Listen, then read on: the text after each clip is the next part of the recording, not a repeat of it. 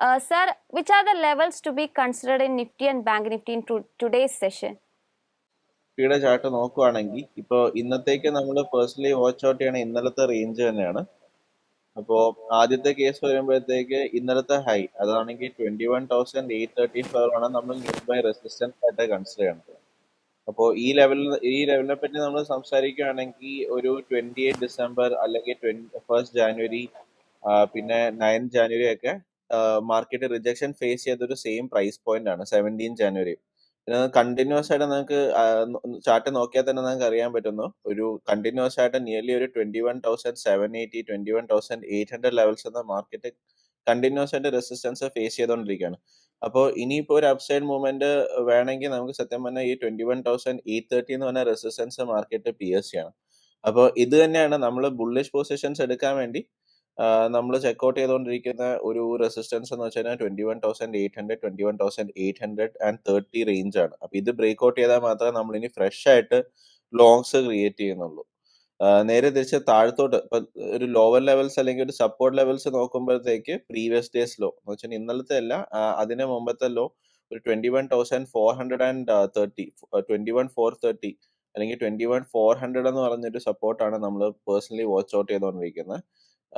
ആ ലെവൽ 21,400 കഴിഞ്ഞ് അടുത്ത സപ്പോർട്ട് വരുന്നത് നിയർലി 21,150 അപ്പോൾ ഈ പറഞ്ഞ ലെവൽസ് ആണ് ഡൗൺ സൈഡ് സപ്പോർട്ടിനകത്ത് നമ്മൾ നോക്കിക്കൊണ്ടിരിക്കുന്നത്. അപ്പൊ ഇപ്പൊ ഇന്നത്തെ കേസിനകത്ത് ഇപ്പൊ നമ്മൾ പറയുകയാണെങ്കിൽ ഒരു നമ്മൾ എക്സ്പെക്ട് ചെയ്യുന്നത് ഒരു സ്ലൈറ്റ് ഗ്യാപ്പ് അപ്പ് ഓപ്പണിംഗ് ആണ് മാർക്കറ്റിൽ. അപ്പോ മിക്കവാറും മാർക്കറ്റ് ഈ പറഞ്ഞ 21,800 അല്ലെങ്കിൽ 21,800 എന്ന് ബ്രേക്ക് ചെയ്യാനുള്ള ഒരു സാധ്യത നമ്മൾ കാണുന്നുണ്ട്. അപ്പം ഇപ്പോ അറ്റ് ദ മൊമെന്റ് ഇപ്പൊ നമ്മുടെ അടുത്തുള്ളത് ന്യൂട്രൽ പൊസിഷൻസ് ആണ്. ഈ പറഞ്ഞ നോൺ ഡയറക്ഷണൽ പൊസിഷൻസ് ആണ് ഇപ്പൊ അറ്റ് ദ മൊമെന്റ് നമുക്കുള്ളത്. അപ്പൊ ഇന്നലത്തെ ബഡ്ജറ്റിന് ശേഷം നമ്മൾ ക്യാരി ഫോർവേഡ് ചെയ്ത കുറച്ച് പൊസിഷൻസ് ഉണ്ട് അടുത്ത വീക്ക്ലി എക്സ്പയറിക്ക് വേണ്ടി. അപ്പൊ അതാണ് ഇപ്പൊ നമ്മൾ ക്യാരി ഫോർവേഡ് ചെയ്തുകൊണ്ടിരിക്കുന്നത്. നോൺ ഡയറക്ഷണൽ സ്ട്രാറ്റജീസ് ആണ് ഇപ്പൊ ക്യാരി ഫോർവേഡ് ചെയ്യണത്.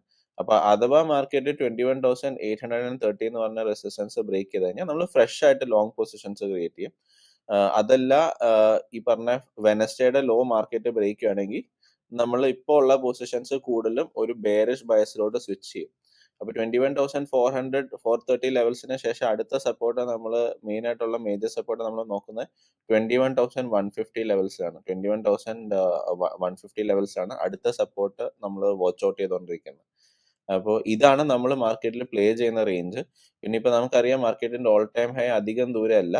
ഈ ഞാൻ പറഞ്ഞ പോലെ ഒരു 21,830 ലെവൽസ് പിയേഴ്സ് ചെയ്ത് കഴിഞ്ഞാൽ 22,100 ഒന്നും നമ്മുടെ ഓൾ ടൈം ഹൈ ലെവൽസ് അധികം ദൂരമല്ല. അപ്പൊ അഥവാ ഞാൻ പറഞ്ഞ റെസിസ്റ്റൻസ് ബ്രേക്ക് ചെയ്യുകയാണെങ്കിൽ പിന്നെ അടുത്ത ടാർഗറ്റ് ഓൾ ടൈം ഹൈ ആണ്. ഓക്കെ സർ, വ്യക്തമായി. നമുക്കിപ്പോൾ സെബി രജിസ്റ്റേർഡ് അനലിസ്റ്റ് ആയിട്ടുള്ള ഹരിപ്രസാദ് സാറാണ് ഇപ്പോൾ ജോയിൻ ചെയ്ത് ഇപ്പോൾ നമ്മളുടെ ഈ ഒരു ഡീറ്റെയിൽസ് ഒക്കെ തന്നെ എക്സ്പ്ലെയിൻ ചെയ്തു തന്നത്. അപ്പോൾ തന്നെ സാറിനോട് ഞാൻ ചോദിക്കാൻ ആഗ്രഹിക്കുന്നത്, നിഫ്റ്റി ബാങ്കിലേക്ക് വരുന്ന സമയത്ത് കഴിഞ്ഞ ദിവസം 46,164 എന്ന റേഞ്ചിലായിരുന്നു വ്യാപാരം ആരംഭിച്ചിട്ടുണ്ടായിരുന്നത്. വളട്ടൈൽ ആയിട്ടുള്ള ഒരു സെഷൻ തന്നെ ആയിരുന്നു എന്ന് പറയേണ്ടിയിരിക്കുന്നു. ഇന്നലത്തെ ഒരു ഇൻട്രാഡേയിൽ നോക്കുമ്പോൾ 46,306 എന്നൊരു ഇൻട്രാഡേ ഹൈ ക്രിയേറ്റ് ചെയ്തതിന് ശേഷം അവസാന നിമിഷങ്ങളിൽ 46,188 എന്ന റേഞ്ചിലായിരുന്നു വ്യാപാരം അവസാനിപ്പിച്ചിട്ടുണ്ടായിരുന്നത്. സോ നിഫ്റ്റി ബാങ്കിനെ സംബന്ധിച്ച് ഇനി പ്രധാനമായിട്ട് നമുക്ക് മുന്നോട്ടേക്ക് വാച്ച് ചെയ്യാൻ പറ്റിയ ഒരു ലെവലുകൾ ഏതൊക്കെയാണ്? ഒപ്പം തന്നെ ആഡ് ഓൺ ചെയ്ത മറ്റൊരു ക്വസ്റ്റ്യൻ കൂടി ഞാൻ ചോദിക്കാൻ ആഗ്രഹിക്കുകയാണ്. SBIയുടെ കാര്യമാണ്. ഇന്നിപ്പോൾ SBI അവരുടെ റിസൾട്ടുകൾ റിലീസ് ചെയ്യാനിരിക്കുകയാണ്. കഴിഞ്ഞ ദിവസം SBIയെ സംബന്ധിച്ച് ഒരു 1% ഒരു നേട്ടത്തിൽ ക്ലോസ് ചെയ്തിട്ടുണ്ടായിരുന്നു. SBIയെ സംബന്ധിച്ചും പ്രധാനമായിട്ട് നമുക്ക് ശ്രദ്ധിക്കാൻ പറ്റിയ ലെവലുകൾ ഏതൊക്കെയാണ്? ഞാൻ പറയാം. ഓക്കെ, അപ്പൊ ഞാൻ ആദ്യം ബാങ്ക് നിഫ്റ്റി വെച്ചിട്ട് സ്റ്റാർട്ട് ഓഫ് ചെയ്യാം. പിന്നെ അതിനുശേഷം SBIയിൽ നമ്മുടെ ഇപ്പോഴത്തെ ഒരു സ്റ്റാൻഡ് എന്താ, നമ്മുടെ ഒരു റെക്കമെൻഡേഷൻ എന്താന്ന് ഞാൻ പേഴ്സൺ ചെയ്യാം.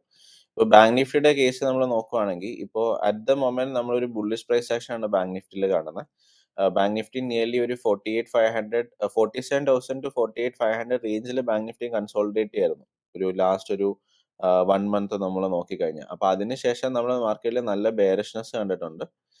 ബാങ്ക് നിഫ്റ്റി കറക്റ്റ് ചെയ്തേക്കണ നിയർലി 48,000 ലെവൽസിൽ നിന്ന് കറക്റ്റ് ചെയ്തേക്കണ 44,050 വരെ കറക്റ്റ് ചെയ്തു. അവിടെ ഒരു സപ്പോർട്ട് ഐഡന്റിഫൈ ചെയ്തു. അപ്പം ഈ 44,500 എന്ന് വെച്ചാൽ നേരത്തെ ആക്ട് ചെയ്തുകൊണ്ടിരുന്ന ഒരു റെസിസ്റ്റൻസ് ലെവലാണ്. അതാണ് ഇപ്പൊ കൺവേർട്ട് ചെയ്ത് പുതിയ സപ്പോർട്ടായ.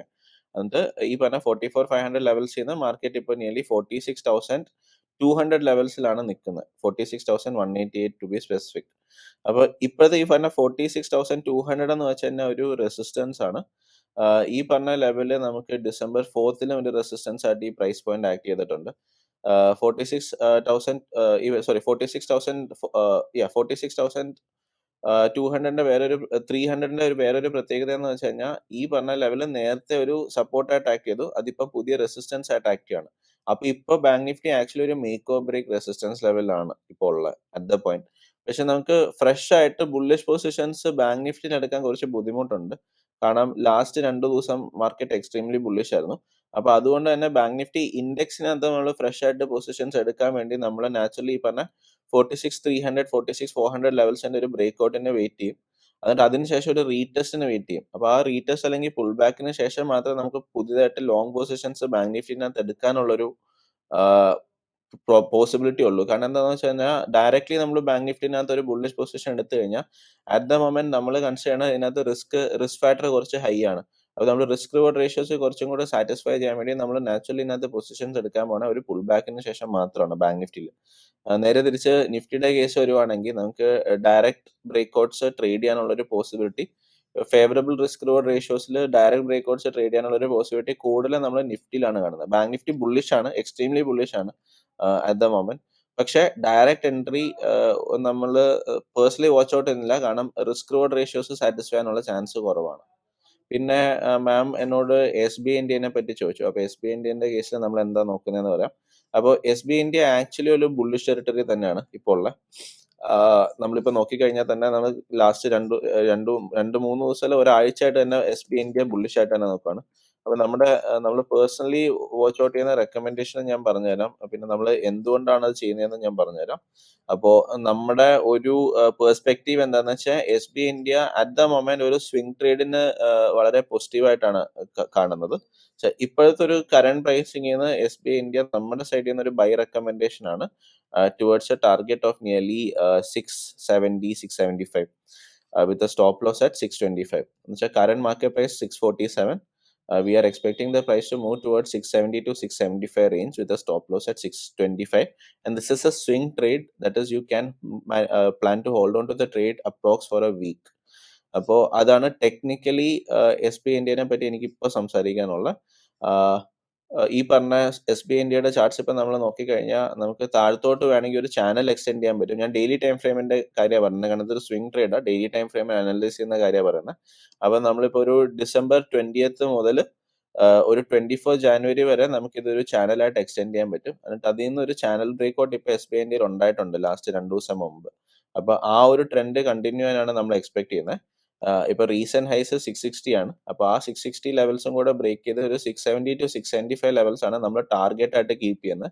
നമ്മൾ സ്റ്റോപ്പ് ലോസ് ആയിട്ട് കീപ്പ് ചെയ്യുന്ന പ്രീവിയസ് ഡേ ലോ അത് നിയർലി 625 ലെവൽസ്. 625 ആണ് നമ്മളൊരു സ്റ്റോപ്പ് ലോസ് ആയിട്ട് കീപ്പ് ചെയ്യുന്നത്. ടാർഗറ്റ് നോക്കുന്ന 670 to 675 ലെവൽസ് ആണ് SBI ഇന്ത്യയുടെ കേസ്. അതാണ് ഇപ്പോൾ ഒരു ഷോർട്ട് ടേം സ്വിംഗ് എന്ന് പറഞ്ഞ രീതിയിൽ നമ്മൾ SBI ഇന്ത്യയുടെ കേസ് നമ്മൾ വാച്ച് ഔട്ട് ചെയ്യുന്നത്. പിന്നെ ഓവറോൾ എല്ലാ പാരാമീറ്റേഴ്സും നമ്മൾ സ്കാൻ ചെയ്യുമ്പോഴും സ്ക്രീൻ ചെയ്യുമ്പോഴും SBI ഇന്ത്യ ഇപ്പോൾ ഒരു ബൈ ടെറിട്ടറിയിലാണ്. കാരണം എന്താണെന്ന് വെച്ചാൽ net profit rate has been growing annually almost 40%. പിന്നെ കമ്പനി ലാസ്റ്റ് 20 കൺസിക്യൂട്ടീവ് ക്വാർട്ടേഴ്സ് ആയിട്ട് കമ്പനി എപ്പോഴും പോസിറ്റീവ് റിസൾട്ട്സ് ആണ് പോസ്റ്റ് ചെയ്തുകൊണ്ടിരിക്കുന്നത്. അപ്പൊ പ്രോബബിലിറ്റി വെച്ച് നോക്കുമ്പോഴും എൻ്റെ ഒരു പെർസ്പെക്റ്റീവിൽ നിന്ന് SBI ഇന്ത്യ ഈ ക്വാർട്ടറും പോസിറ്റീവ് റിസൾട്ട് തന്നെ പോസ്റ്റ് ചെയ്യാനുള്ള ഒരു ചാൻസ് ആണ് ഹയർ. അപ്പൊ ഞാൻ റിസൾട്ടിനെ ബേസ് ചെയ്തിട്ടല്ല, ഞാൻ വൺസ് അഗൈൻ ഞാൻ പറഞ്ഞ റിസൾട്ടിന് ചെയ്യുന്ന ഒരാളല്ല.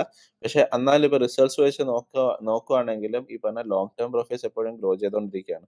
ലാസ്റ്റ് 20 ക്വാർട്ടർ ആയിട്ട് കൺസിക്യൂട്ടീവ് പോസിറ്റീവ് റിസൾട്ട്സ് ആണ് പോസ്റ്റ് ചെയ്യുന്നത്. അപ്പോൾ ഓവറോൾ ഇപ്പോ gross NPA is at its lowest, that is almost 2.5% at the moment. Interest income that has been earned is at the highest, almost 1 lakh crores, more than 1 lakh crores. Technically also stock is in a bullish range, yeah. So it's a buy recommendation. Okay sir. ഒപ്പം തന്നെ ഇന്നിപ്പോൾ ടാറ്റ മോട്ടോഴ്സിനെ സംബന്ധിച്ചും ഒരു numbers release ചെയ്യുമെന്ന് തന്നെയാണ് അറിയിച്ചിരിക്കുന്നത്. Tata Motors കഴിഞ്ഞ ദിവസം ഓട്ടോ സെയിൽസും റിലീസ് ചെയ്തിട്ടുണ്ടായിരുന്നു. കഴിഞ്ഞ ദിവസം ടാറ്റ മോട്ടോഴ്സിനെ സംബന്ധിച്ചൊരു നേരിയൊരു ഇടിവിലായിരുന്നു വ്യാപാരം അവസാനിപ്പിച്ചിരുന്നത്. ടാറ്റ മോട്ടോഴ്സിനെ സംബന്ധിച്ച് നല്ലൊരു നമ്പേഴ്സ് ഈ ഒരു ക്വാർട്ടറിൽ റിലീസ് ചെയ്യാൻ പറ്റുമെന്നുള്ളൊരു എക്സ്പെക്ടേഷൻസ് തന്നെയാണ് ടാറ്റ മോട്ടോഴ്സിനെ സംബന്ധിച്ചുള്ളത്. കഴിഞ്ഞ ഒരു സെഷനിൽ 0.5% ഒരു നഷ്ടമാണ് അവസാന നിമിഷങ്ങളിൽ രേഖപ്പെടുത്തിയത്. എങ്കിൽ പോലും കഴിഞ്ഞൊരു 1 വീക്ക് നോക്കുമ്പോൾ ഒരു 9% അടുത്തൊരു മുന്നേറ്റം ഈ ഒരു സ്റ്റോക്കിൽ നമുക്ക് കാണാൻ സാധിച്ചിരുന്നു. സോ ടാറ്റ മോട്ടോഴ്സിനെ സംബന്ധിച്ച് പ്രധാനമായിട്ടും നമ്മൾ ഇനി വാച്ച് ചെയ്യേണ്ട ലെവലുകൾ ഏതൊക്കെയായിരിക്കും? ടാറ്റ മോട്ടോഴ്സ് ചാർട്ട് ഞാൻ എടുത്തോട്ടെ. ഓക്കെ, ഇപ്പൊ ടാറ്റ മോട്ടോഴ്സിന്റെ കേസിൽ ഇപ്പൊ നമ്മൾ നോക്കുവാണെങ്കിൽ ടാറ്റ മോട്ടോഴ്സിനകത്ത് ഓൾറെഡി ഒരു എക്സ്പോണൻഷ്യൽ ബ്രേക്ക്ഔട്ട് ഉണ്ടായിട്ടുണ്ട്. ഓൾറെഡി ഒരു ബ്രേക്ക്ഔട്ട് ഉണ്ടായിട്ടുണ്ട് എന്ന് വെച്ചാൽ നമ്മളിപ്പോ ലെവൽസിനെ പറ്റി സംസാരിക്കുകയാണെങ്കിൽ നിയർലി 830 ലെവൽസ്, മാർക്കറ്റ് നിയർലി 825 ലെവൽസിൽ നിന്ന് already market Tata Motors already ഒരു ബ്രേക്ക്ഔട്ട് തന്നിട്ടുണ്ട്. ഇപ്പൊ ഈ ബ്രേക്ക്ഔട്ട് ഉണ്ടാക്കുന്നത് 29 ജാനുവരിയിൽ ഓൾറെഡി ടാറ്റ മോട്ടോഴ്സ് നല്ലൊരു ബ്രേക്ക്ഔട്ട് തന്നിട്ടുണ്ട്. അതിനുശേഷം ഇപ്പം മാർക്കറ്റ് ട്രേഡ് ചെയ്യണത് സ്റ്റോക്ക് ട്രേഡ് ചെയ്യണത് നിയർലി 878.5. അപ്പോൾ ഒരു ഡയറക്റ്റ് എൻട്രി, അപ്പൊ ഞാൻ ബാങ്ക് നിഫ്റ്റിയുടെ കേസ് പറഞ്ഞ പോലെ ടാറ്റ മോട്ടോഴ്സിന്റെ കേസിനകത്ത് നമ്മളൊരു ഡയറക്റ്റ് എൻട്രി ഒരിക്കലും നമ്മൾ നോക്കുന്നില്ല. കാരണം എന്താ വെച്ച് കഴിഞ്ഞാൽ ഓൾറെഡി അത്യാവശ്യം നല്ലൊരു ബ്രേക്ക്ഔട്ടും അതിനുശേഷം ഒരു ഫോളോ ഓഫ് മൂവും ഉണ്ടായിട്ടുണ്ട്. അപ്പൊ ഇൻ കേസ് ടാറ്റ മോട്ടോഴ്സിനകത്ത് ഇനി നമുക്ക് ഓൾറെഡി പൊസിഷൻസ് ഉണ്ട്, അത് നമ്മൾ ഹോൾഡ് ചെയ്യും. ഓൾറെഡി പൊസിഷൻസ് ഉള്ള ആൾക്കാർക്ക് ഹോൾഡ് ചെയ്യാം. അതല്ല ടാറ്റ മോട്ടോഴ്സിന്റെ കേസിനകത്ത് നമുക്കൊരു ഫ്രഷ് ആയിട്ട് ഒരു എൻട്രി ക്രിയേറ്റ് ചെയ്യണമെങ്കിൽ നമ്മളിപ്പോ ഇപ്പോഴത്തെ പ്രൈസ് ലെവലിൽ നിന്ന് നമ്മൾ മാർക്കറ്റ് നിയർലി ഒരു 825-827 ലെവൽസിലോട്ട് പുൾ ബാക്ക് ചെയ്യാൻ വേണ്ടി നമ്മൾ വെയിറ്റ് ചെയ്യും. അപ്പൊ അതിനുശേഷം മാത്രമേ നമ്മൾ എൻട്രി ഉള്ളൂ. കാരണം ആ ഒരു നിയർലി ഒരു 825-827 ലെവൽസ് നമുക്ക് എൻട്രി ചെയ്യാൻ പറ്റിയാൽ മാത്രമേ നമുക്ക് ഫേവറബിൾ ആയിട്ടുള്ള ഒരു റിസ്ക് റിവാർഡ് കിട്ടുള്ളൂ. അപ്പോ മാം പറഞ്ഞ പോലെ തന്നെ Tata Motors is expecting a positive result, but market is not about results. Market is not rational.